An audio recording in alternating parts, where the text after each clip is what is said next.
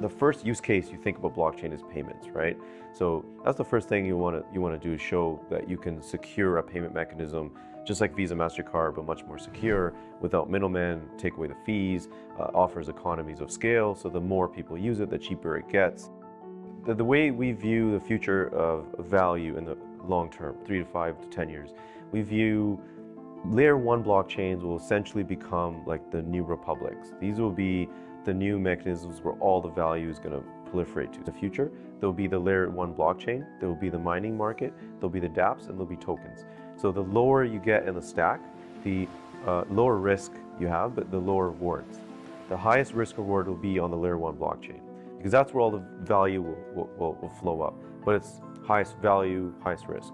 We view layer 1 blockchains, which is Bitcoin, Syscoin, Ethereum, as court systems. They need to be combative to the external forces that we don't control, even in the software world. In the real world, like inflation, hyperinflation, wars, these systems need to be secure from that. And this is why we view Bitcoin as the gold standard for security and decentralization. What else does the world need? What else does the world cherish when you have something like Bitcoin? How can we extend that to something else where we can take advantage to build real world utility? This is where Ethereum comes in. For me, Ethereum is a gold standard for flexibility or general computation. We're trying to stick to the gold standards we know the world's going to cherish and develop on, and we put those two concepts together. And this is what Syscoin is.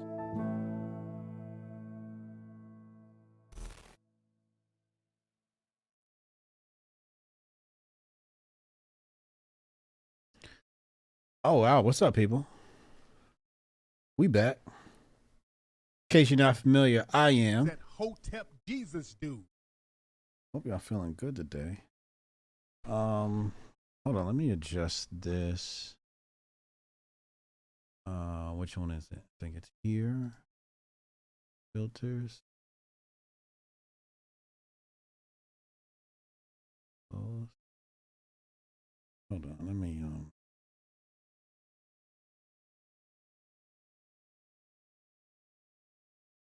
Okay, there we go. There we go. What's up, people? Hotep Jesus, we back. Wait, hold on. Let me put my other filter. There we go. Yeah, there we go. All right. Had to get my lighting right. Let's get into today's presentation. As you know, my channel is sponsored by Syscoin, the best of Bitcoin, the best of Ethereum. If you're looking to build on the blockchain, one of the best blockchain technologies out there, go to hotepjesus.com, hit the Syscoin logo on my website, fill out the form. Somebody will get back to you shortly. They are incentivized to help you build whatever the idea it is, because it's a win-win situation for everyone. With that being said, everyone check out Syscoin, and maybe you want to add some to your wallet for when somebody has a wonderful tech project on the Syscoin blockchain. And you're going to need some Syscoin to sort of navigate that. All right, let's talk about today. Let's go here. Let's do that. Let's do this. Cool. All right. You should see the tweets on the screen now. So today has been an interesting day. This is a tweet from November 1st from Yoel Roth, the partisan hack. He says, we're staying vigilant against attempts to manipulate conversations about the 2022 U.S. midterms. Read on for independent analysis of our team's work. Okay, all fine and dandy. Then Elon responds. He says, talk to civil society leaders. He names a few here. We're going to dive in a little bit deeper into what that conversation looked like in a minute. He said, I talked to civil society leaders. One of them is Alpha Delta Lima, known for canceling people. and about how Twitter will continue to combat hate and harassment and enforce its election integrity policies. All right. Seems harmless, right? He says here, Twitter will not allow anyone who was deplatformed for violating Twitter rules back on the platform until we have a clear process for doing so, which will take at least a few more weeks. So it's going to be a few more weeks until we see if Alex Jones returns, if President Donald Jerome Trump returns. So let's see what the internets are saying. We got this tweet here from Musk, and he says, he just deleted it. Being attacked by both right and left simultaneously is a good sign. Why is he deleting tweets? Why is he deleting tweets? I guess he just wants to be held responsible for this stuff later. So Bryson responds, Bryson Gray, the MAGA rapper, says you're being attacked for having someone with an extreme verified bias against right-wingers running content moderation while most of your support came from right-wingers. Put me on the council, says Bryson Gray. Then we have this intriguing comment from Benny Johnson. He says, Dear Elon Musk, I want you to succeed at Twitter. This critique is based only on cold, hard facts. You'll never restore public trust at Twitter when the guy in charge thinks 100,000 Americans who support America first are literal Nazis. Not possible. Yoel must go.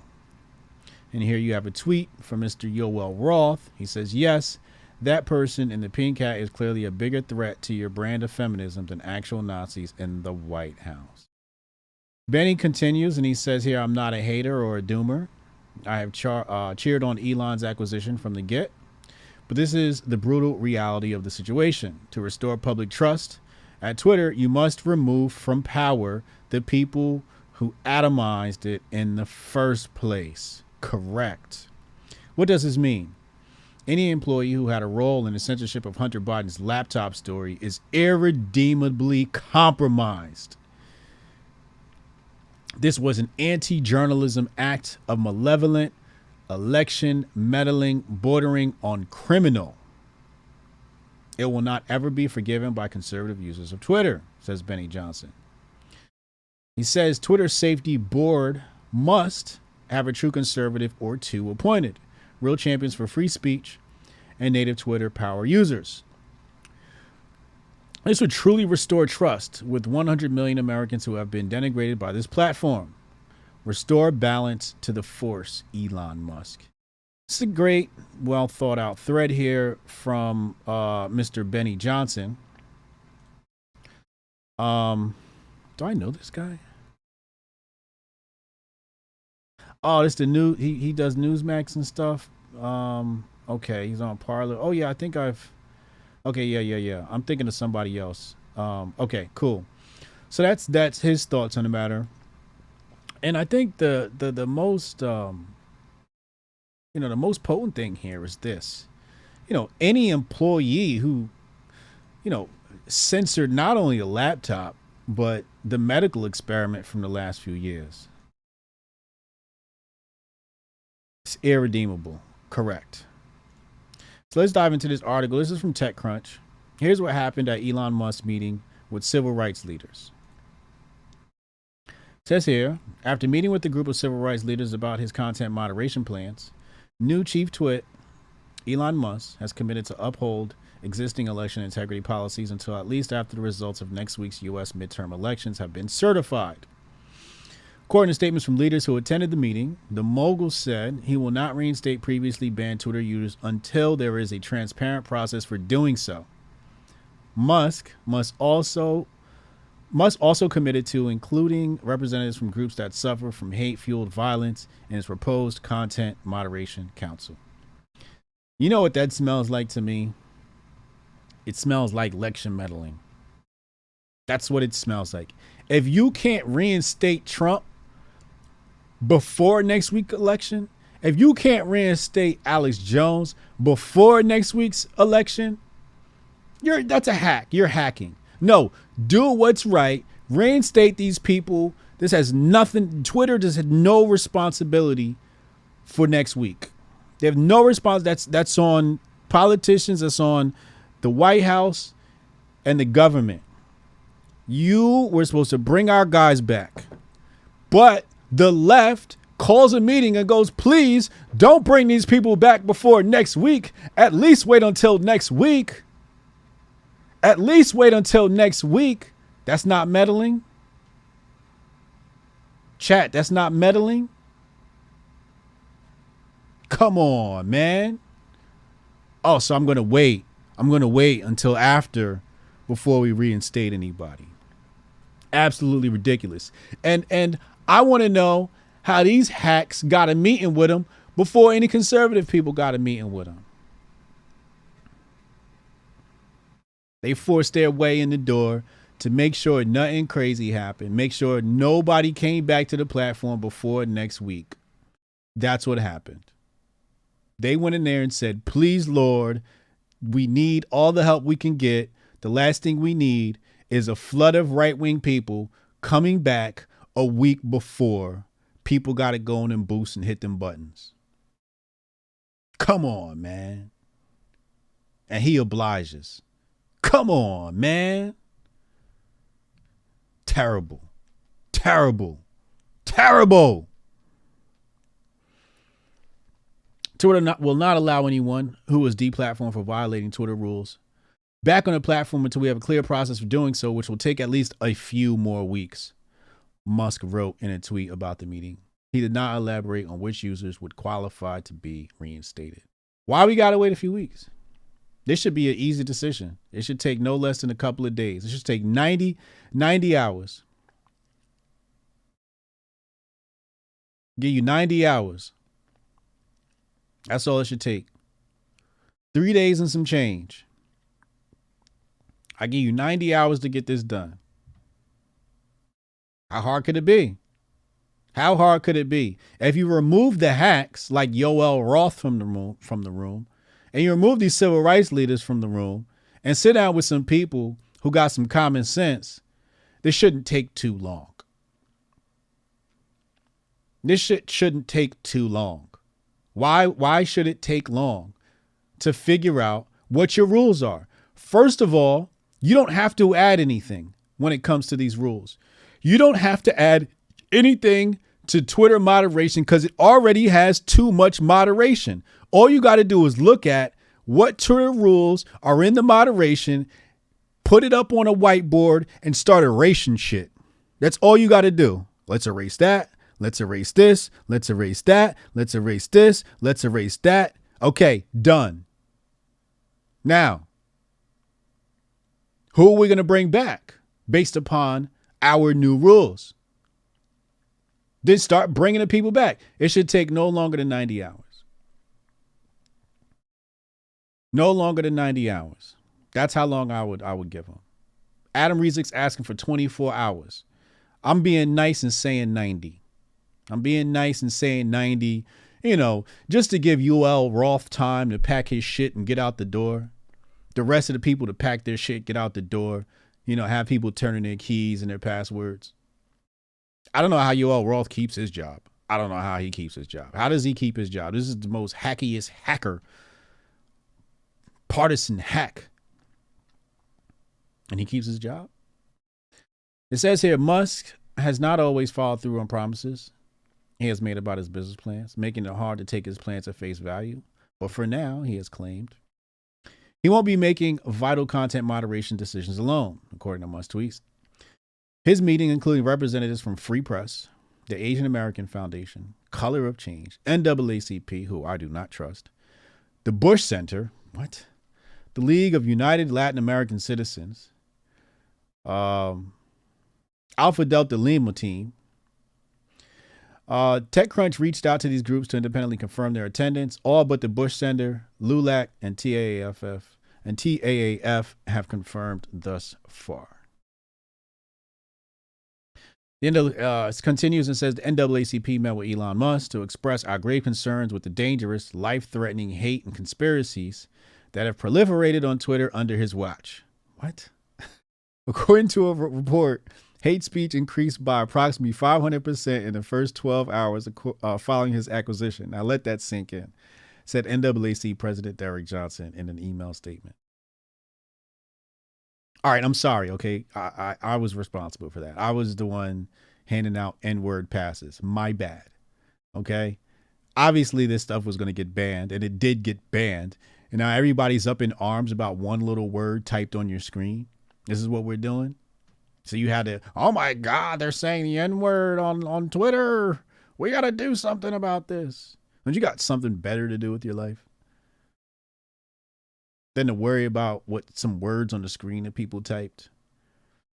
NAACP ain't got nothing else better to do. They need to be figuring out how to get Kanye his money back. If they offer colored people, I'm sure there's some black people somewhere that need some help that the NAACP could be worried about. Life-threatening hate. What? Dangerous and life-threatening. Come the fuck on. I did not feel threatened when I saw those N-words in my mentions. I smiled. I played Halo. I played COD. I know what it gets like in those old gamer lobbies. It gets dirty. Those are the good old days where you threw slurs around, you got out there and everybody had fun on the video game battlefields. Nazi memes, racial slurs, and extreme far-right propaganda do not belong in the town square of any democracy or online platform. How can you have a democracy without all of these elements? Anyway, in the immediacy, it is critical that Twitter's existing election integrity policies remain in effect until, at the very least, after midterm elections have been certified. Now, that's really what they care about. All they care about is next week. All they care about is, like, as long as this stuff doesn't happen, we gotta win. We gotta get our seats. Don't let Alex Jones back. Don't let Trump back. Not yet. Nazi memes. Extreme far right propaganda. What about the extreme far left propaganda that destroyed our lives for the past 2 years that we weren't allowed to talk about, that you're now asking for amnesty for? What about that? They continue. Multiple leaders present at yesterday's meeting have been vocal critics of Musk's ideas for Twitter. The CEO of Alpha Delta Lima wrote a statement after Musk took leadership of Twitter on Thursday, expressing the organization's concern about the safety of marginalized groups on the platform. I'm not a marginalized group. Actually, you know what? Technically, I am a marginalized group because I'm grouped in with the right. I'm being marginalized just for being associated with Trump, Republicanism, conservatism, and the right. And I'm more center than anything. We're concerned that Mr. Musk's acquisition. So can they first acknowledge that the most marginalized group on the platform are conservatives? What they're talking about are POC, handicapped people, rainbow people. They're calling these groups marginalized. Meanwhile, rainbow people have supreme power in a lot of different venues, especially when it comes to entertainment. Rainbow people do very well in entertainment, and I ain't hating on them. You ain't marginalized if you toe the line of liberalism, so those Negroes who toe the liberal line are not marginalized. They're on TV every night. They're on Huffington Post. They got good, nice jobs. The 1% of Negroes. The talented 10th. As, who was it, Du Bois? He continues and he says, we're concerned that Mr. Musk's acquisition of Twitter may accelerate what Alpha Delta Lima has seen repeatedly, the pushing out of marginalized communities from social media. The statement reads, as with Telegram, Gab, Parler, Rumble, and other platforms that refuse to address incitement and slander in the name of free speech, such platforms have become hotbeds for radicalism and hate. This invariably reduces the diversity of views on these services and narrows rather than expands the public conversation. Basically, blame others for that which you are guilty of. Because nobody has reduced diversity of views like the left. No one has narrowed that speech more than the left. And you know who incites? They use the word incitement here. You know who incites these hotbeds of radicalism and hate? The left does. They're the ones stoking the fires. They're the ones dividing people and driving people to division. This is all their machination. This is all their creation. This is all because of how they've been acting. They created this political climate. We was doing fine until y'all said everybody with a MAGA hat was an extremist Nazi. Country has never been this divided. And Trump didn't do it. Op media did. Op media. I call it op media. That's my new term for it. Op media. Why? It stands for two things. Opinion media, because we ain't getting, we're not getting facts. We're getting opinions. So it's op media, opinion media. And opposition media, controlled opposition media. Opposition media and controlled opposition media. Diversity of views. The last thing the left want is a diversity of views. I've been in Twitter spaces with some of these people. The last thing they can accept is diversity of views. And we're going to open up the phone lines in a minute to talk about all this. Let you call in. Talk to me before I go to bed tonight. Mr. Greenblatt says here, this was certainly a productive meeting, and I appreciate Elon Musk's willingness to hear our concerns. With these three commitments, we're cautiously optimistic about the future of Twitter and will provide input and insight whenever possible. Ultimately, actions speak louder than words. After him and Alpha Delta Lima Vice President Yael Eisenstadt participated in a virtual call with Musk, Greenblatt said that he is cautiously optimistic about Musk's promises. Shit, I'm cautiously pessimistic. How about that? Free Press has also taken action. Free Press. Anything but. Free Press has also taken action to respond to Musk's ownership of Twitter yesterday. Free Press and dozens of other civil society groups published an open letter. They're always publishing some stupid open letter. We're actually going to read that too. I want to read that dumb shit. Calling on top 20 advisors to demand that Musk uphold the network's existing content moderation. Don't change the moderation policies. Don't do that. Keep it as is. We said it. All right, let's see what this group of hacks said. Where's the letter? Is this the letter? Let's read the letter. Let's see what these hacks had to say. All right, let's read this bullshit. I know it's going to be some. Open letter to CEOs, Amazon, Anheuser-Busch, Apple, Capital One, CBS, CenturyLink, Coca-Cola, Comcast, Best Buy, Disney, Google, HBO, IBM, Merck, Meta, Mondelez, PepsiCo, Procter & Gamble, Unilever, and Verizon. Dear CEOs, Elon Musk's takeover of Twitter came with his promise to advertisers like you that the social network would not transform into a free-for-all hellscape and would remain warm and welcoming to all. But beware! Musk's promises in no way accurately portray his plans for Twitter, nor are they a reflection of the evolving reality of the platform as it transforms by minute under Musk.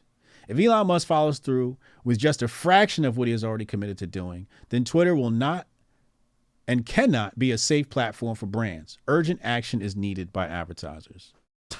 What? What? What world do they live in? I'm on Twitter. What world do they live in? They didn't care when there was explicit child exploitation material. Where were they when that happened before Musk took over? And why aren't they mentioning that now? Human trafficking. Why aren't they mentioning that? They're not saying, well, there's human trafficking and sexual exploitation of minors on the platform. No, they're not talking about that. We're going to open up the call-in line soon. Get ready for the number. Among Musk's first acts as owner was to spread a dangerous conspiracy theory about a violent attack on the husband and speaker of Nancy Pelosi. Oh my God. He also fired several top executives, including Vijay, Vijay Gaddy, Twitter's head of legal policy, trust, and safety. Good. He's got to go. Yoel got to go too.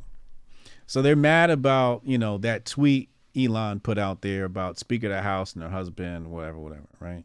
And that story's still developing, and that looks real messy. Anyway, within 24 hours of Musk taking ownership, the platform was inundated with hate and disinformation. I don't think that's what it was. People were just testing the algorithm. That's it. Relax, people. We were testing the algorithm. I felt no hate. I went to sleep very well that night. Not only are extremists celebrating Musk's takeover of Twitter, extremists? What? Where are these extremists? What part of Twitter are you looking at that has extremists? Celebrating Musk's takeover of Twitter. They are seeing it as a new opportunity to post the most abusive, harassing, and racist language and imagery. I'm here for the racist and racist language. I'm just here for it. I'm sorry. I'm just here for it. It smells like freedom. Anyway, this includes clear threats. The thing is, you cannot allow racists to hide. That's when they start putting on white hoods and hurting people. No, let them expose themselves. Let them expose them. If they want to use racist language, let them use racist language so the town square can go, we can draw a circle around them and go, okay, here are the racists. If you ban the language, then the racists go and hide in where we can't keep an eye on them. That's dangerous. That's dangerous. I need my racists to be front and center, right in front of my face, where I can keep a watchful eye on them. Let them say it so they can all be in that part of Twitter. We can Google, we can we can search on Twitter, type in the N-word, and all the accounts pop up, and we go, okay, we can quarantine these people socially. Anyway, this includes clear threat of violence against people. What? Threats of violence against people whom they disagree with? Maybe that happened. I didn't see that. Maybe it happened. I don't know. I doubt it.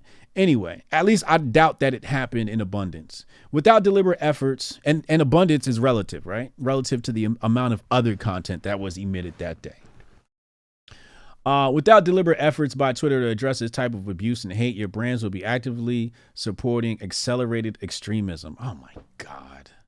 Yo, he didn't touch anything. So if you use one of these key words like the N-word, your account got zapped.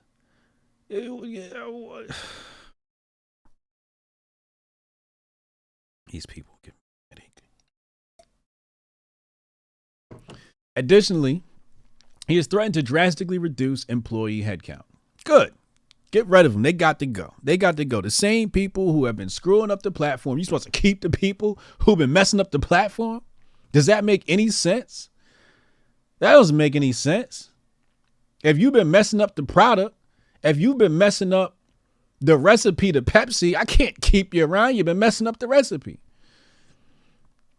Putting those responsible for maintaining community standards and protecting user safety first on the chopping block. No. See. Here they go lying and shit. Here they go with the untruths. Here they go with the deception. That's not what happened. He got rid of the people who were practicing communist censorship, blatant censorship. Many of these people, matter of fact, let's go do this right now. I'm gonna show y'all something. Watch this. Let's show you what we had to dance around over the past few years. Let's pull it up. Where is it? I'm gonna play. Wait, that's part one. Okay, let's pull this up. Let's put this up on your screen. Dr. Simone Gold, breaking. A peer-reviewed study shows a 42% false rate for the flu-19 from the non-QRT PCR test. All flu-19 jab studies used non-QRT PCR to determine case status, which means flu-19 Jab outbreak data is unreliable and flawed. This is shocking. Look at the date. The date is November 1st, 2022. Okay? Everybody see that, right? Good. Now watch this. Watch this. Here we go. Let's put this up on your screen and we're going to hit play on this. 2 minutes and 20 seconds of pure Hotep fire. We've been talking about this since March. Yeah. When we found out that RT-PCR was what they were using, we were like, y'all shouldn't be using RT-PCR because RT-PCR. Hold on. What'd he say? RT-PCR? What does this say? RT-PCR? That's what she said, right? RT-PCR. You see it right here, right? Type Hotep in the chat if you're seeing this. Let's go back now. Let's go back. Dr. Tanai Ricks, PhD, organic chemist, professor at a known university. Let's hit play. We've been talking. Keep in mind the date here is January 21st, January 24th, 2021. This isn't the first time we brought him on to talk about this. That's why he said, we been said this. Hotep's been told you. Let's hit this. We've been talking about this since March. Yeah. When we found out that RT-PCR was what they were using, we were like, y'all shouldn't be using RT-PCR because RT-PCR, they say it's supposed to be quantitative because it's supposed to tell you in real time how much virus is supposed to be in your body according to the cycle threshold.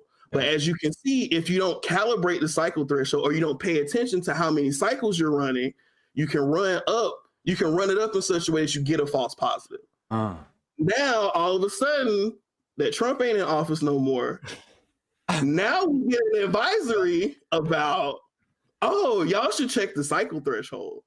Y'all should make sure that that's right.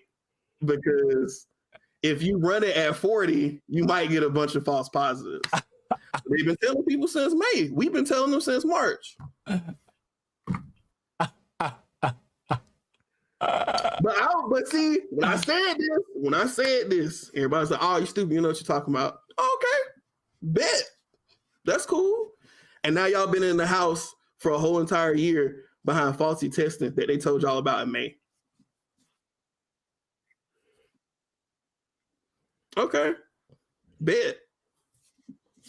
And see, I be telling motherfuckers, I be like, I got my own nigga doctors.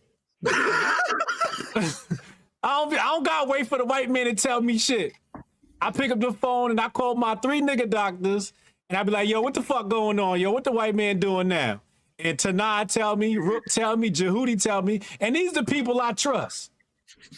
I ain't got to wait for the white man to tell me shit. It be the Sean that wait for the white man to tell him some shit. Meanwhile, he got a black man sitting right here, but the black man got dreads. The black man don't know what he's talking about because he black and he got dreads. But if Tanai Ricks was a white man, disassociated with Trump, they might have listened to him. This the shit I be talking about with the Sean. This is the system of white supremacy where the Sean don't listen to nobody. He see a black face, he go, that nigga don't know what he talking about because that nigga black.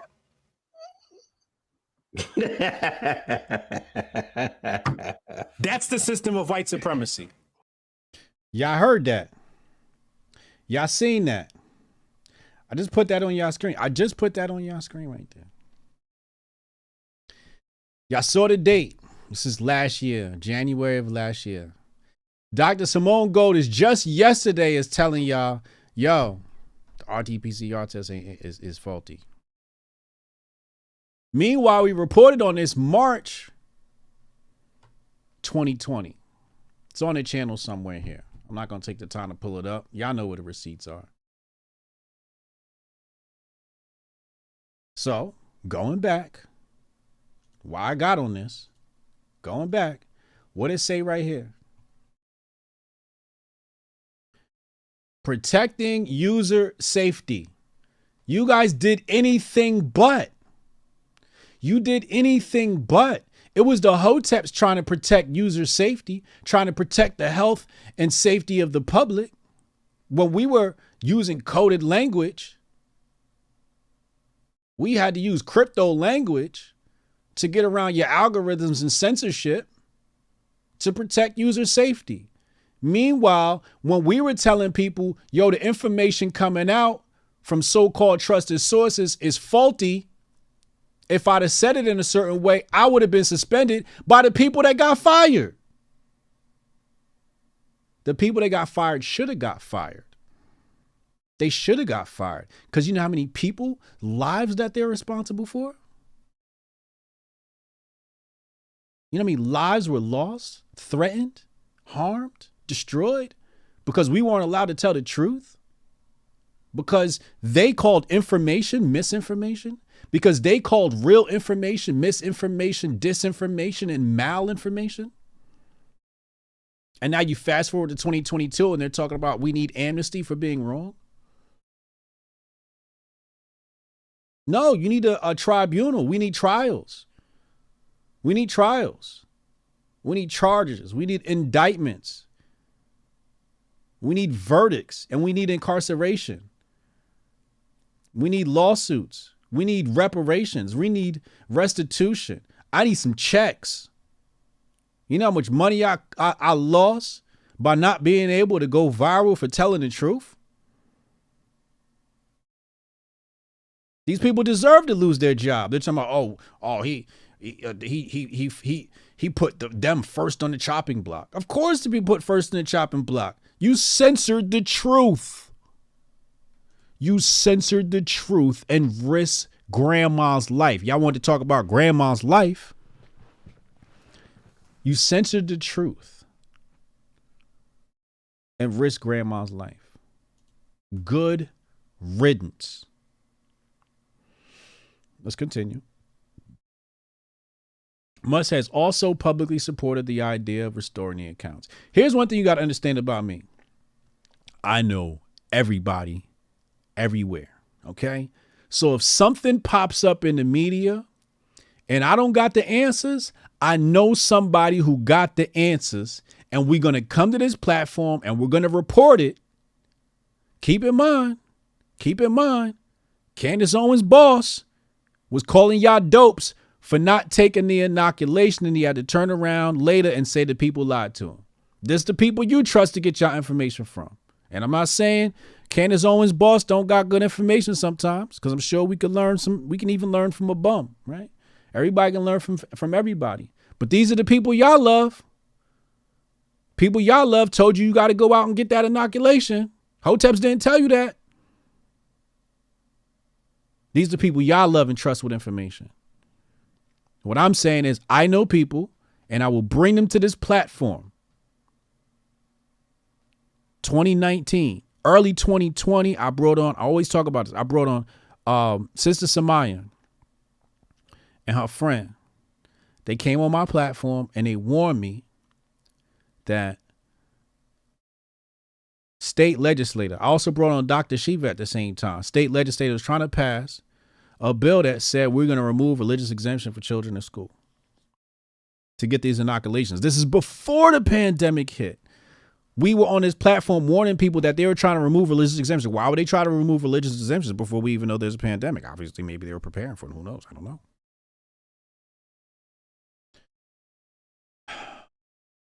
Musk has publicly supported the idea of restoring the accounts of prominent individuals till they're suspended for inciting and glorifying political violence, spreading election and fluid-related disinformation, and abusing people based on race, ethnicity, national origin, sexual orientation, gender identity, religious affiliation, age, or disability. Just throw every word in there, right? Just make sure you got a smorgasbord of everything, to cover all angles, Just bring Alex back already. Shut up. Your companies are Twitter's 20 largest U.S. advertisers. I mean, practically 20 largest companies. What are you talking about? Spending hundreds of millions of dollars each year. Your posture and response to Musk's plans during this moment matter for your brands. So this is where they apply pressure to the corporations. We, the undersigned organizations, call on you to notify Musk and publicly commit that you will cease all advertising on Twitter globally if he follows through on his plans to undermine brand safety and community standards, including gutting content moderation. This is bullying. This is basically like bullying, corporate bullying. This means that Musk must not roll back the basic moderation practices Twitter already has on the books now and must commit to actually enforcing those rules. No, those rules need to be taken a look at because they cost people their lives. A lot of people's lives were at risk. They got to go. We know that brand safety is of the utmost importance to you. As such, you also have a moral and civic obligation to take a stand against the degradation of one of the world's most influential communication platforms and to hold Musk to a pledge he made to you to ensure that Twitter is a welcoming and civil place for everyone. And then they have here all the little hack organizations, right? You see them all here. Anyway, let's go back. Where are we? Where was I on this whole thing? Okay. As the report Free Press published last week shows, hate and abuse and conspiracy theories are rampant on Twitter. There is much more to do to make Twitter a space for robust and healthy dialogue. Yeah, right. If we get rid of y'all, we can have some healthy dialogue. Y'all the ones that banned everybody, right? Y'all the ones that canceled everybody with a different opinion. We're gonna open up call-in lines in just a moment. Shout out to my Cash Appers. Shout out $ Hotep Jesus and my super chatters. I appreciate you. Where are we? Musk has already stated that he wants to build a content moderation council, which will discuss issues like the ban on former President Donald Trump's account, which Musk has said he believes was a mistake. Twitter permanently banned Trump's account in the days after the insurrection on the U.S. Capitol because of his tweets violated Twitter's glorification of violence policy. So they're trying to hold him to that, basically saying you can't bring back any account that has violated Twitter's policy. We got to judge him based off if Trump comes back or not. This is how I'm judging him. If you can't even get Trump back, then this was just a waste of time. Even though Musk claims he will not replatform any banned users until clear process is established, which we've already established, he's not bringing anybody back until after next week, after everybody's done walking in the booth and pressing on some buttons. Because they don't want that to be influenced by influencers who have been banned. Users are concerned about how these plans will impact vulnerable groups, like the rainbow community. Ooh, fuck out of here. Last week, Musk replied to a tweet from the daughter of an academic and self-help author Jordan Peterson, who was suspended from the platform for dead-naming trans actor Elliot Page and calling Page's surgeon a criminal physician over the summer. When she asked if she would bring back her father on the platform, he replied, anyone suspended for minor or dubious reasons will be freed from Twitter jail. Even Senator Ted Cruz has tweeted at the SpaceX Tesla CEO about reversing Peterson's ban. So because Jordan Peterson called this person the wrong name, they call it dead naming, he lost his account. Are you serious? Are you fucking shitting me? You cannot be serious. So if Muhammad Ali was on the platform and he called the nigga Cassius Clay, you gonna ban his account for that? If he come on the platform and he called Kanye West, you gonna ban him for that? I just need to know. It seems to me like that's a minor violation. But to the rainbow community, oh, that's a major violation. How dare you dead name us? That's violent language. That's violent language against trans people. These trans gentlemen. When she asked if he, okay, we read that. Even though Musk promised these civil rights leaders that his content moderation council will include members of groups who face hate-fueled violence, this claim is at odds with Musk's recent platforming of anti-LGBTQ conspiracy theories. Musk's own Twitter history doesn't set reassuring precedent either. In April, he posted a meme making fun of Twitter's head of policy and trust, Vijay Gaddy, who he fired immediately. The post, which criticized her for having left-wing bias and cited a torrent of abuse, racist tweets at the executive. So because he responds to him, he's responsible for the people who also respond after he responds? Like, come on, people. Earlier this month, Musk has warmly welcomed Ye, formerly known as Kanye West, to Twitter after he was suspended from Instagram for posting anti-Semitic messages. But 12 hours later, Ye was suspended from Twitter as well. He had continued his anti-Semitic tirade on the platform now owned by Musk, threatening that he was going to DEFCON 3 on the J people. For the last week, Musk's Twitter feed has provided real-time insight into his development of plans for the future of Twitter, and already we've seen him waver and go back on his word. On some of his proposals. After backlash to the rumored idea that Musk would charge $20 per month for any user to be verified, he negotiated publicly with author Stephen King, who tweeted his distaste for the idea. Even these changes to Twitter Blue subscription is something that is ostensibly outside of the trust and safety umbrella have ramifications for content moderation. Despite days of mindlessly tweeting about Twitter's current lords and peasants system, for who has or doesn't have a blue check mark, Musk has yet seemed to grasp that verification can be used as a tool to mitigate the spread of misinformation. He also does not seem to understand that his plan to make people pay $8 a month for priority and replies is actually antithetical to his vision of a public town square, because those who pay him will be algorithmically prioritized over those who don't. Ultimately, the long-term effects of Musk meeting with civil rights leaders will only last so long as he keeps his word. Of course, actions speak louder than words, says Gonzalez in her statement. We'll be evaluating Musk closely and assessing whether he backs up his promises. Who wrote this? Oh, you know me, I always check for authors. Give them their credit. Amanda Silberling. Amanda Silberling. Thank you, Amanda, for that wonderful piece. We're going to open up call lines. Let's go ahead and do that. Let's go ahead and open up the call lines right now. Give me just a second. Call-in number. We got 202-596-5631. 202-596-5631. I'll paste it in the chat here. 202-596-5631. Shout out to my super chatters. David Ziantara, consistent non-grifter. Thank you, David. Said no goodwill for firing the CEO and the executive who banned Trump.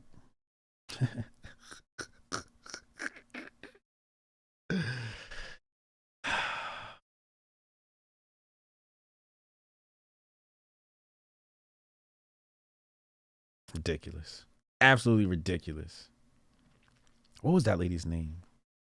No, it was a dude that was a CEO, and the executive was the lady. She's the same one that was on Rogan, I believe. John Francis, thank you. He said, Hotep, you got to connect with Tripoli again on 10-4 hat. All right, we're going to do that. We could do that. We could definitely do that. Calling lines 202-596-5631, 202-596-5631. Oh my God, these people are just crybabies, man. Absolute crybabies. Oh my God, he's gonna let Trump and but again, what does all this come back to? What does all this come back to? What does this come back to? Next week, people going in the booths and pushing buttons. How dare you have the possibility of bringing back Trump a week before the elections? A week before the elections. How dare you? That's what they're afraid of. That's why they pulled that meeting today. That's why all those civil rights people was like, yo, we got to have a talk, Elon. We got to have a talk. Because if you bring these people back, next week might not look so good. It wouldn't. Could you imagine if they let Trump in? Let Trump back on Twitter a week before the elections? Do you know the type of chaos that would exist?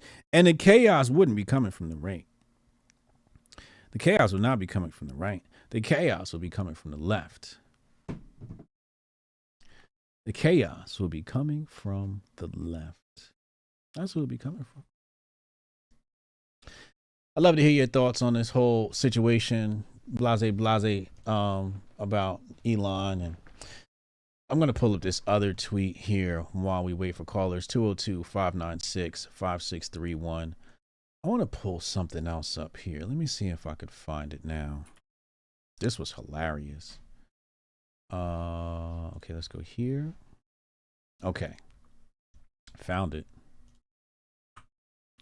Let's put this up on your screen. Okay. I'm going to put this over here. Good. And then let's bring this over here. All right, let's pull this up. I'm going to put this on your screen. We could talk about this too if you guys want. Exclusive. At my college, University of Chicago, a class called The Problem of Whiteness will be taught in the winter. Since I began college a year ago, I've documented all the anti-white hatred I've seen on campus. Without a doubt, this is the most egregious example. So on the left is complaining about diversity of thought and bullying, etc., etc.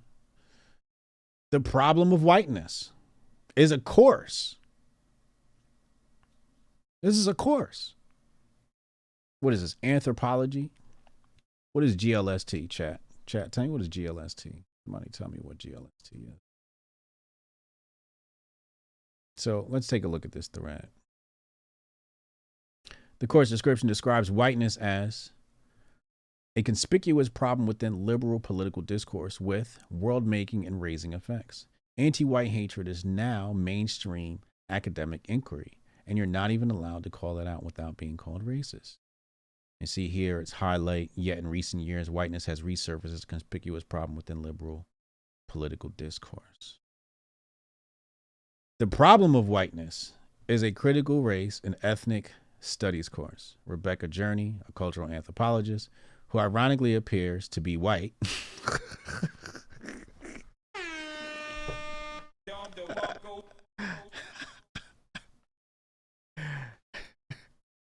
Yo, the Karen's got to be stopped, yo. You know she's single. Karen's got to be stopped. There's no man in her life. Got to be stopped. Rebecca Journey, a cultural anthropologist who ironically happens to be white, will teach it. Her publicly available email, and he provides her email here. Rebecca Journey, teaching fellow in social sciences. This is who's teaching us social science. Look at her. You could see the leftist on her face. You have to wonder what the solution to the problem of whiteness would be. Obviously, more whiteness, right? That's got to be the answer, right? You want to get rid of whiteness? You need more whiteness. More white people like this telling you you're bad for being white. This is how people who detest white people think and talk. And they have taken over all the universities under the guise of academic freedom. No sane professor can oppose it without risking their career. Will white students at my college complain about this course? Of course not. They're used to this by now. They know better than to step out of line. They must keep their heads down, shut up, and tolerate second-class treatment. That's the reality. They're the problem. Wake Forest University's Classics Department offers a course called Classics Beyond Whiteness. The course covers, among other things, the role of classics in modern racial politics and white supremacy, fragility, and privilege. Studies misconceptions that ancient Greeks and Romans were white. Race in Greco-Roman societies, the role of classics in modern racial politics, and non-white approaches to classics. Considers race as a social construct, white supremacy, fragility, and privilege, and critical race theoretical study of ancient cultures. This is at Wake Forest. I'd love to sit in one of these courses and just be a fly on the wall, or actually take the course. And give some pushback to see how they feel about when a black guy challenges them in regards to their worthless opinions. I would love to see how they would respond. I would absolutely adore that. Calling number is 202-596-5631. I ain't going to say it no more. If y'all don't want to call in, that's no problem. It's probably late at night, probably putting the kiddies to bed or something. But, so why did I bring that up? Why did I bring that up? Because what were they talking about in this letter, in this open letter? What were the words they were using in this letter? Right?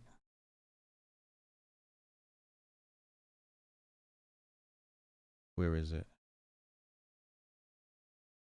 In regards to the content moderation, undermine brand safety, community standards. No, not there. Right here. Here we go.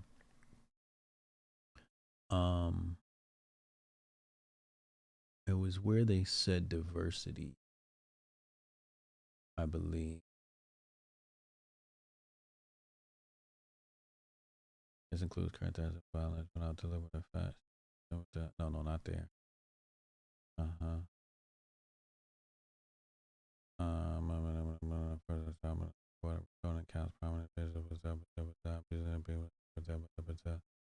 Companies that put up we understand these out.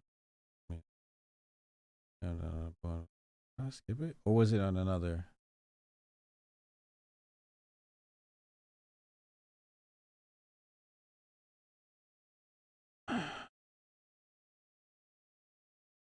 Oh. Abusive, harassing, and racist language and imagery. Also, it might have been in here. It might have been in here inside the article where I read that stuff where they were talking about diversity, right? Whoops. Let's remove that. That's not what I meant to press. What the fuck? Stop. What are you doing? There we go. Here we go. This invariably reduces the diversity of views. This is what they said in the article. Diversity of views. Marginalized communities. But when we look, this doesn't look like marginalized people. This doesn't look like marginalizing people. That's not what this is. The problem of whiteness. It's not the problem of whiteness. You see, matter of fact, let me show you something.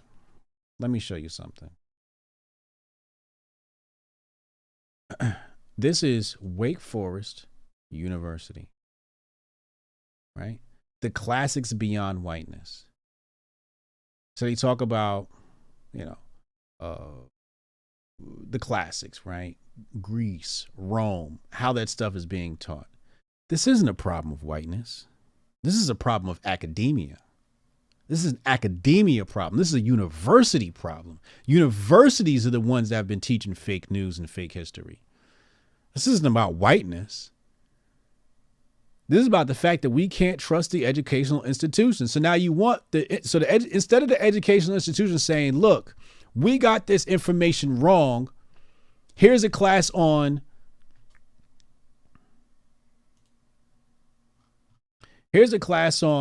the problem of academia. They put, no, here's the problem of whiteness. No, you need to do a class on the problem of academia, the problem of universities, the problem of colleges, the problems of partisan professors. That's what this course needs to be on. You cannot make this a problem of whiteness. That's too broad. White people didn't create these universities. Individuals did. The 1% did. Yale, Harvard, what's the other one? Were all financed by the Opium Wars. Dope built them universities. Let's pull that up. Just in case y'all ain't never seen that before.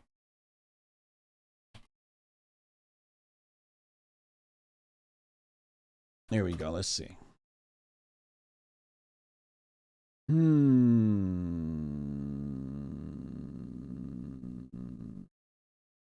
right, I have to let's get a little bit more specific. Here we go. Here's one. I found one. All we need is one.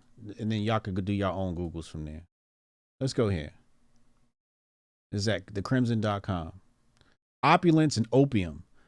The legacy of Harvard's drug syndicate. From Harvard, the opium trade spread throughout New England. According to Bradley, Yale University's infamous Skull and Bones Society was funded by the Russells, the most successful family of opium dealers in America.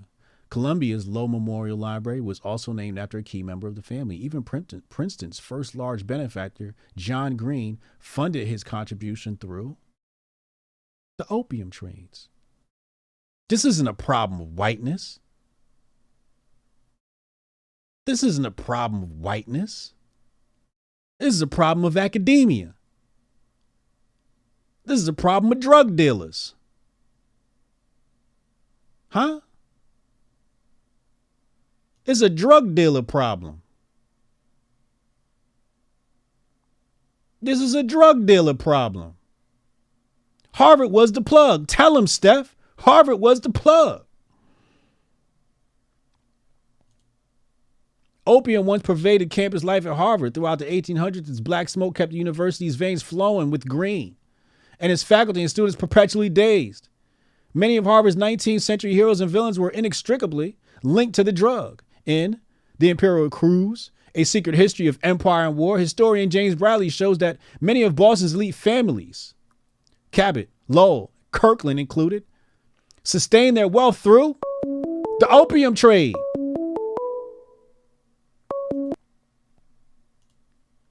We got a caller coming in. Call from Carmen Studer. Carmen, you're on the line with Hotep Jesus. What's up, baby? Talk to me. Woohoo! Hi, everybody. I love your chat, by the way. Oh, I love the smartest chat. people ever. You'll be interviewing people, and they'll be saying really stupid things, and everyone in the chat's like, "Oh, it's a great interview," but no, we don't see it. My chat is amazing. I love them. I love them. It's incredible, and I'm so thankful every time you're on. I'm addicted. So I was calling because I want to get people thinking in something as far as education goes. Okay. What are politicians pushing right now? Let's see. For education, what do they want? They want to they want pornographic material. Yes. They want to tell us that we hate gay people because we don't want sex in the books. What else? So there's What am I something missing? more. They're actually wanting us to pay for people's education, correct? Yeah.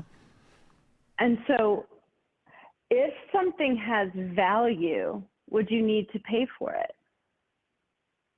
Yes. Well, okay, yes, you would have to pay for it, but I'm saying, do we need to pay for something if it's valuable to someone else? No, they should be paying for it. There you go.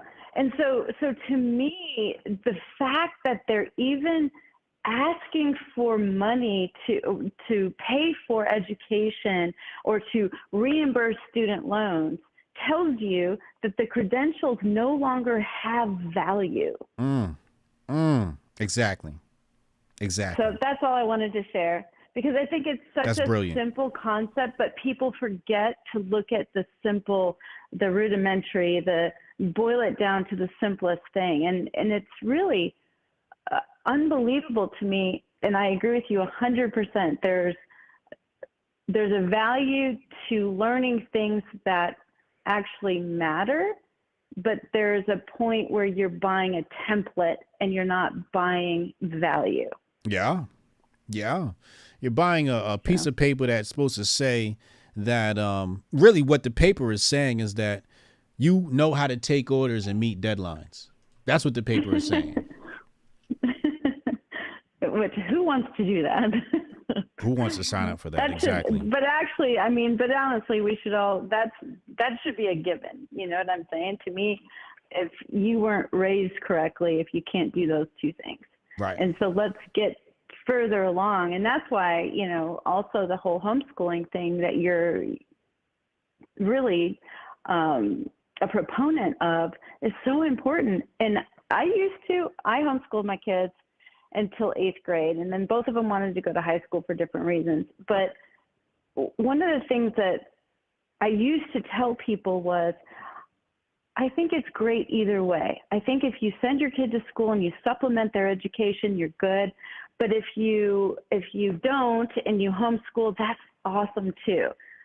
I have completely diverged from that, and I'm 100% disgusted with anyone that keeps their kids in a school that they don't know. And trust me, I know there's good pockets of public schools, but if you know that your schools are doing the stuff that you were talking about originally, you know, selling you on stripping your identity and stripping who you are, it's absolutely the most horrifying thing. And people send their kids, and I've actually had people say to me, oh, my kid can handle it. They're so strong. And it's such an ego thing for the parent rather than what's actually good for the child. Right. Right. You know, like you said, supplement the education. You know, my kids get so much homework, I don't have time to supplement the education. They come over, they're probably doing, it's 11:30 right now. My son's probably upstairs doing homework, and he's 13 years old. Well, do you have, I don't know your situation. Do you have them in a private school, like? Oh, they're in, yeah, they're in a college prep. They're in college prep. Nice. Yeah. Well, there you have it. So, but thank you. Yeah, no doubt. I appreciate you for calling in. Yeah, of course. And I really hope more people leave the matrix or manage the matrix, because they are absolutely going after our children in every way possible. And anything that we can do to hold on to and to preserve not only family, but true education, something that has market value. It's very, very important, especially going forward. It's also, you're gonna have to add spiritual education to that, because I think a lot of times it's the most important one. Sure, the culture. That's the real reason I'm pulling them out of school. Not the fact that they don't know shit and they're not learning shit. It's the culture. I got another caller coming in. Thank you so much for calling in, Carmen. Thank you. Love your show. Bye. Hotep and Bill. Call from Scott. Scott, you on the line with Hotep Jesus? Talk to me, man. Hey, what's up, Hotep? Great to be online. And I just want to say something. I want to say two things. Number one, I implore everybody to Google Frankfurt School. Yeah. That's a good one. Yeah, that, like, as far as this education is concerned, a lot of it started when the social engineers, a lot of them decided, you know what, we're just going to infiltrate through the education system in the 1950s. Yep. So that's number one. And as far as the Twitter business is concerned, Hotep, I'm gonna be honest with you. We're just seeing the culmination of entitlement and low self-esteem. Yes. Nailed it. Because what these people are going to have to learn is, listen, there's racist people no matter what you want to do about it. You're just going to have to deal with people who just want to say what they want to say. We was brought up in a country where we was taught to express ourselves. Right. All these Disney movies, hey, express yourself, free yourself. And then you tell these quote unquote white people, express yourselves, then they say the N-word and you don't like it. You don't have to like it. Because what's going to end up happening, Hotep, is that I see an overcompensation. I see a group of people now becoming the thing that they were complaining about. And I see the other people saying, well, we're the ones who disenfranchised. That's what's happening before our very eyes. What do you mean? Who are you talking about? Well, the hunters have become the hunted. The LGBTQ and the BLM. They have so low self-esteem that they don't even realize that they're up by 60. Like, it's like, you're still complaining? Yeah, the victims have become the victimizers. Yeah. Nailed it. And I'm gonna tell you something. The next 3 years, we better pray, because this is just the start. Because The only other thing is their methodology isn't working anymore. Mm-hmm. So what are they willing to stoop to now? Once they don't even, because Twitter is just the beginning. Like this quote unquote free speech, I'm going to be honest with you. Listen, unless Magneto is wrapping a metal sheet around your mouth, everybody has free speech. Indeed. like Hotep, it only speaks to our own power that we don't have our own platform. We're still fighting over it. It could be Elon. It isn't. I don't care who owns it. Mm-hmm. That's how bad we have to get our own. Yeah. That's why we got to continue supporting you, even with this home schooling thing. But just watch, like this Nancy Pelosi thing too. Wait till you see what I got up my sleeve. We about to build our own online community, man, just for the Hoteps. And I hope it's Web 3.0. I mean, that's a marketing term. Yeah, okay. I'm a layman when it comes to that. Yeah, don't be so quick to run with them terms. But yeah, I see what you're saying. Yeah, decentralized. Yeah, our shit gonna be centralized though. I'm gonna be honest with you. Our shit gonna be centralized until there's parts of it that make sense to be decentralized. Which I think the communication network aspect will be decentralized, and I'm working with a company right now where we might be able to integrate that into something that we're doing. So look out for I have some really cool social Web3 shit coming soon. You got to look out for that. But I only say that to be, extra careful because we trust you. Okay. You're competent enough where if I go on a thing that's run by Hotep Jesus, it's like, okay, if he kicks me out, that was still my choice. Yeah. We got people complaining. Yeah. We got they're up by 60. They have low self-esteem. They're still hurt by words and this, that, and the third. Wait until 2024. These people, they're gonna stoop to any. You see what Nancy Pelosi just did? She just insulted our intelligence. That's disgusting. Yeah. She insulted our intelligence. Yeah, I don't want to get into that though. I don't want to get into that. Excuse me. Hey man, I appreciate you calling in, man. Thank you very much, man. Hell yeah, Hotep and Bill. You too. Corn Pop bugging. Corn Pop, look, if you wilding in the chat, you're gonna get banned. The mods is ruthless, man. They are unforgiving. I can't do anything for you about that. Sorry. Rasco, he said, I'd love to hear you talk to Clifton Duncan about the entertainment industry. I don't know who Clifton Duncan is. Maybe it'll be a productive conversation. I'm not. Appreciate my callers. Let's go back to this. Of all the families implicated in the drug trade, Bradley argues the Cabot family was the most nefarious. The Cabots profited from the slave trade. They sent privateers to attack ships of imperial powers and sell their spoils. Finally, while operating in China, they caught wind of the lucrative opium export business. Elated, they brought the trade back to Boston. Within a few short decades, the Cabots had formed an empire, cementing their status as Boston's elite, the Boston Brahmins. If you guys know anything about Brahmins, like a class system in India or something like that.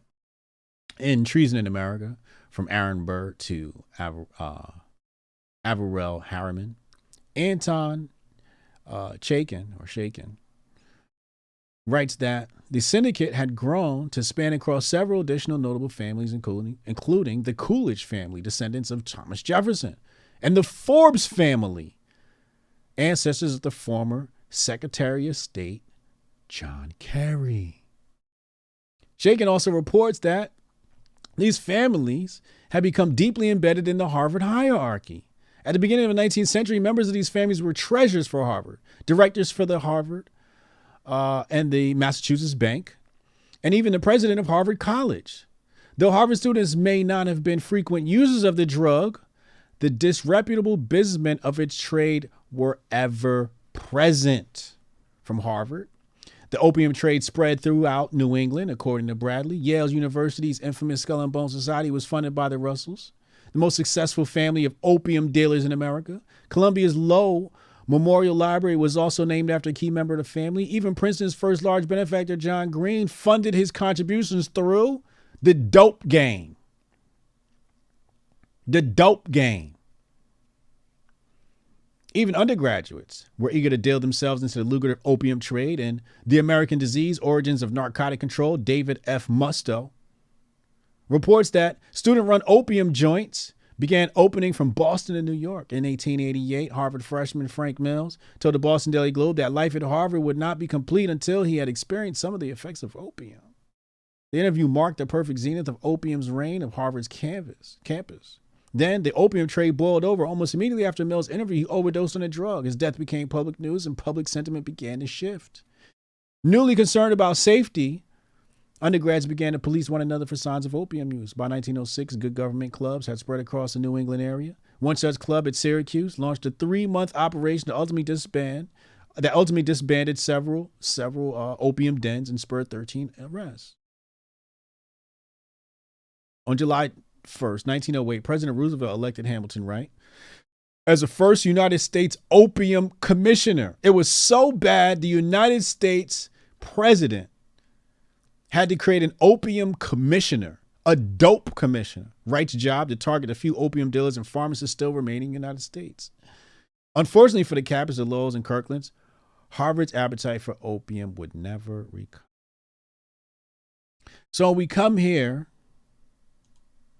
This is why I don't like vague language. I don't like vague language. Let's be specific. Who are you talking about? Who's the problem? So when you come here and you want to talk about the problem of whiteness, no, we need to talk about the problem of the dope gang. Say their name.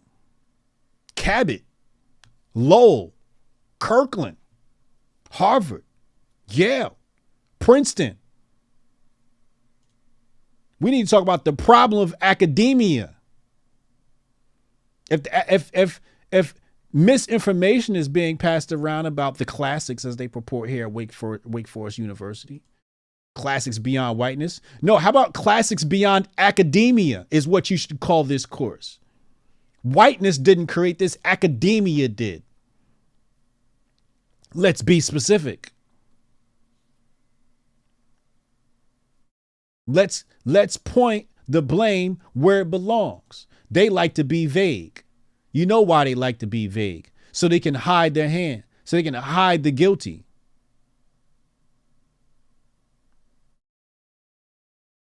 But this is the dope game.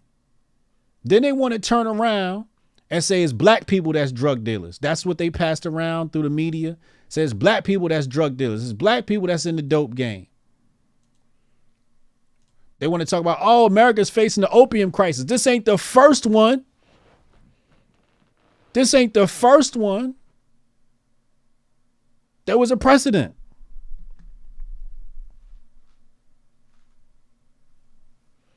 It's not a problem of whiteness. It's a problem of greed.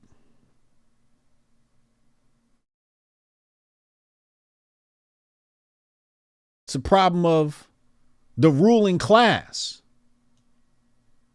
Shout out to Pew Pew Guru for the super chat. Appreciate you. You not grifting. Just appreciate the support. Keep the channel running. Keep the channel top optimal condition. But I need y'all to go look at that.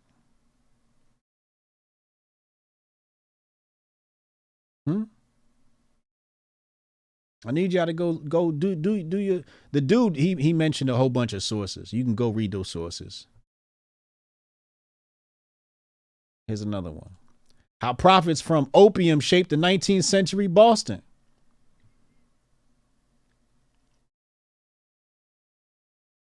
As respects opium, I must take all the blame in going as far as we have, writes Perkins, 65, to 39-year-old John Perkins Cushing. I thought it best to extend ourselves to prevent intruders. I am mortified that the quantity that will go out in the spring so far surpasses your wishes.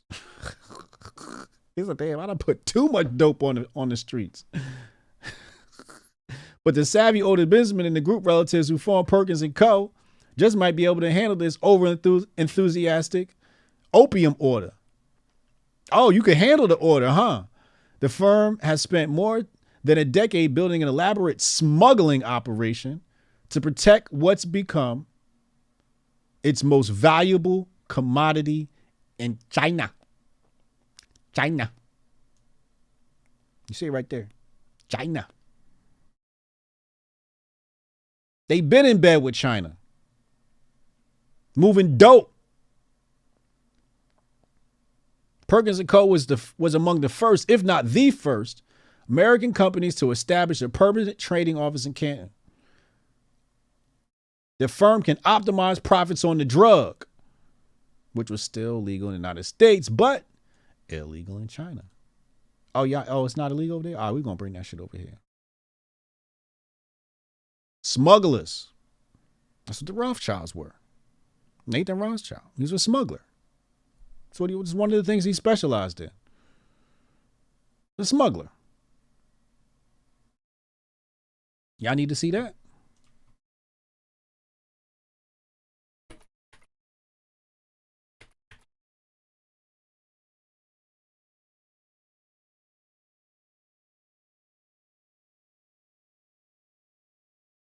Or is that, hold on.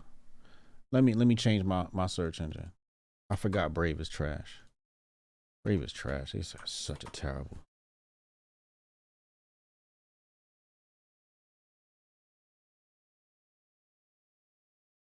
Right here. Let me put this on your screen. Naughty Mr. Rothschild. Was he caught in the act? Right here in France, James Rothschild had come under the critical eye of the authorities who suspected him of smuggling.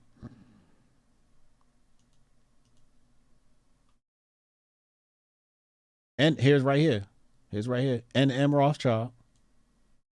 It appears that private information had reached the officers of customs that a system of smuggling had for some time, to some considerable extent. These guys mastered smuggling. That's like the business they were in, was smuggling. Did Nathan Rothschild know? Did he even care? Probably not. In the grand scheme, smuggling on this scale would have made no sense. So here they question. I got a book here that got, it's somewhere upstairs. I got a book on one of these Rothschild characters where it talks about, yeah, this one right here, Nathan. Right. Yeah, this guy right here. Yeah.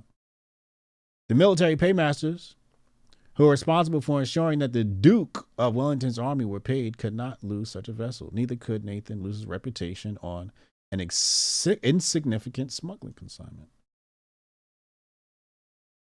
So you're going to have a lot of sources that are going to try and downplay his role in smuggling. That's what that dude was up to. This is what these people was doing. Smugglers. Smugglers and dope dealers. This ain't a white people problem. This is a ruling class problem. This is a banker problem.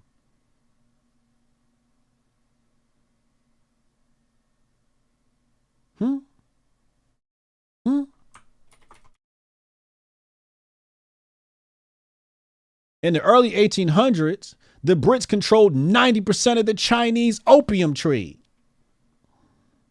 90% of the dope. You know who the dope boys was before it was dope boys? It's right here. The ship sailed from Massachusetts shores to Turkey where they bought opium.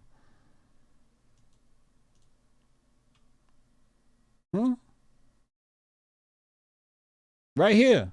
The Cabots, Cushings, Wells, Delanos. The grandfather of Franklin Delano Roosevelt. And Forbes. All built fortunes on dope. On dope. Forbes will tell you right now who's a millionaire, who's a not, who's his net worth. Built their fortune on moving dope. They was drug dealers. People that had you believe they was good businessmen, maybe if they was good dope dealers. But they was drug dealers. And we put them in high esteem. Oh, Forbes magazine. I want to be on Forbes. You want to bag? That's like El Chapo dropping a magazine next weekend. Like, yo, I'm El Chapo. I'm top 10 richest El Chapos. People would be like, what? What are you doing on the cup? They would look at you crazy if you were on El Chapo's magazine.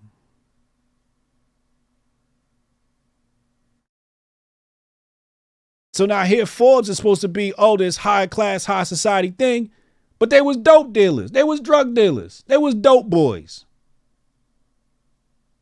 They was smugglers. Huh? Traffickers.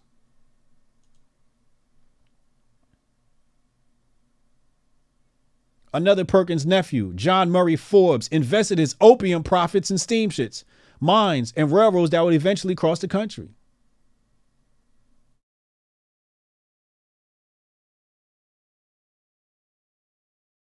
China had a really strong economy in the early part of the 19th century, and Americans were able to tap into that by exchanging tea for opium. They was exchanging tea for opium. Here, we give you this tea. Can you give me some of that dope? Opium was really a way that America was able to transfer China's economic power to America's industrial revolution. America's industrial revolution was built off dope.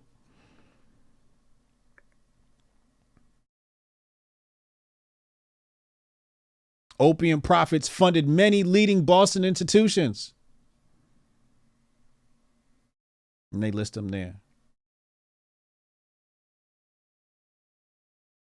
Opium trader Warren Delano says there's a connection between these merchants, industrial age investments, and their charitable giving.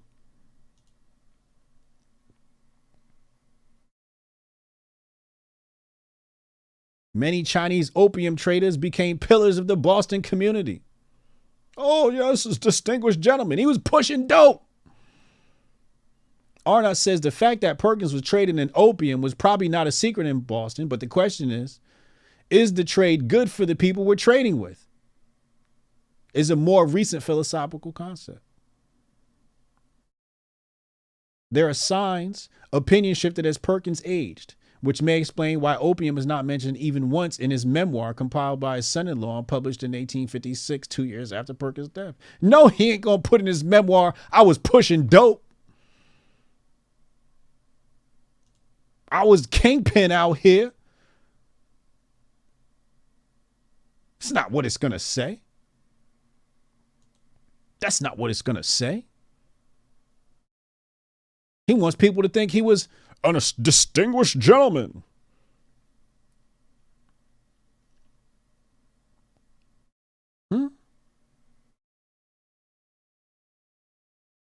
This was an unwitting dependency in Boston on profits from the opium trade.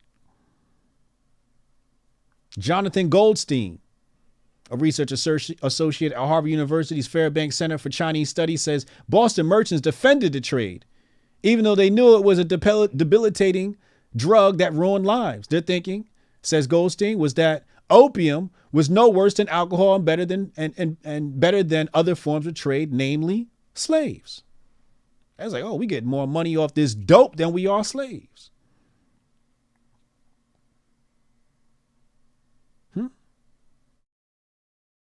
I wonder how many black folks they probably had smuggling dope for them. I'm going to put this on my slave, have them smuggle this dope cross borders. I wonder how many, if that was even part of the story. That's something somebody got to go dig up one day.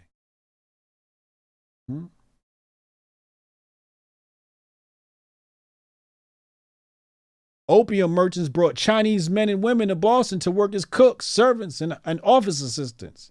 I see why China don't like us. Among the descendants of Boston's opium barons, dope kingpins, AKA, some never discuss the source of family wealth. Others know the history and tease each other about it. Hey, we got rich off dope. We got rich off drugs. The Forbes family got rich off drugs. So they want to talk about it's a problem of whiteness. Classics beyond whiteness. No. It's a problem of dope dealers. It's a problem of academia. It's a problem with the ruling class. Bunch of smugglers and dope dealers. Say their names. Forbes. Delano. Cabot. Say their names. Why that's not in your course? Why you ain't teaching that in your college? And people come out here and they say, oh, I'm Forbes 30 under 30. Oh, you moving dope? That's what I'm going to start saying to people. Oh, how much dope he moved this year? He on Forbes, he must be moving dope. I'll never want to be on Forbes. Do not associate me with nothing on Forbes. I don't want to be associated with no drug dealers. Demi, trying not to grift as much now. And I'm getting my money back up. I appreciate you all for all your work, HJ, and love watching. Hotep's been told you every Thursday. We'll be back tomorrow. Uncle Hotep will miss it, so I have a special guest tomorrow. Look out for that. I decided to stay up tonight to talk to y'all. Steph Colonel, also regarding the recent DHS leaks, Dr. Shiva exposed a connection 2 years ago. Now the Intercept is trying to steal the credit. You see what I'm saying? You know what I'm saying? Remember I did the show with Dr. Shiva? I did it on here, and then I met him near a university, and he had a lecture on the immune system. Hmm? Hmm? Hmm? Ladies and gentlemen, I am that Hotep Jesus dude. See y'all tomorrow. Subscribe. Hotep and Bill. And go to HotepJesus.com ASAP. HotepJesus.com. Go there ASAP. I'll see you.